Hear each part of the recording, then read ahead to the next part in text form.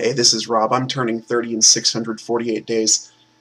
Internet, YouTube, have a seat for a minute. There will be times when I so colossally bungle my goals that I've set that I'm going to need the most encouragement that you can offer me in order to get going again. And today is one of those days because um, although I had some downward momentum on the weight, it's a tenth of a pound and I barely at all pushed my word count any further. And there are numerous things that I could say as far as why these things didn't happen, but they all come down to excuses in the end. I think I want to plan for September to make 25,000 words in September, so roughly going from 20,000 to 45,000 words in the document. Next episode on Monday, there actually will not be any increase in word count. That's going to be deliberate. I'm actually going to spend the entire period between now and then outlining very aggressively and hopefully outlining the rest of the entire book. So I think I need to make a better roadmap before I get out on the proverbial highway, but enough about strained metaphors. I wanted to talk about tabletop role-playing games and how my experience with those is helping me write.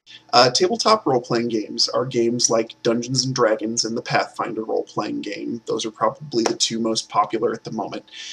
But tabletop role-playing games are games where players gather around historically a table, hence the name, and cooperate to tell a story. Now, classically, this involves one person being the game master and having the role of running opposition and non-hero characters and explaining what's going on in the world, and the other players at the table playing the heroes or protagonists, player characters, and responding to those stimuli to tell a story. My cousin Devin introduced me to the hobby, just making up a little system that we played when I visited with him at my grandparents' house. And from there I moved into Advanced Dungeons & Dragons 2nd edition. There are lots of things that tabletop role-playing games can teach you about storytelling, and one of the reasons for that is that if you take the role of game master and you're creating the conflicts and stuff for these players to interact with through their characters, you get very immediate response to how the story is going. When you're writing, you sit there and you've got to say, oh, I'm going along and this is the conflict and I think I'm ramping up the intensity and so on and so forth. But until you have another reader look at it, you've only got your own head tell you whether you're doing it right or not. Whereas when you're at the table and you're going, and here's the big deal, you know whether or not your players experienced it as the big deal. I think one of the first games I ever ran, I had a non-player holy knight of some kind tagging along with the party, and when they found the criminal they were looking for, they were like, well, we want to torture him to get information. And I was like, you can't torture in my game mentally. And in the actual reality, I invented a spell on the fly that the holy knight cast to protect and put the criminal in a bubble so that he could arrest him and try him justly. But there was an immediate sense of, come on, that I had really pulled the rug out from under the players and not provided a fair and interesting sense of agency. And while that sense of agency thing isn't as much a problem in writing, you can still see how explanations for failures or successes that burst out of the blue can be very dissatisfying. There's a sense that we didn't earn what happened in the story.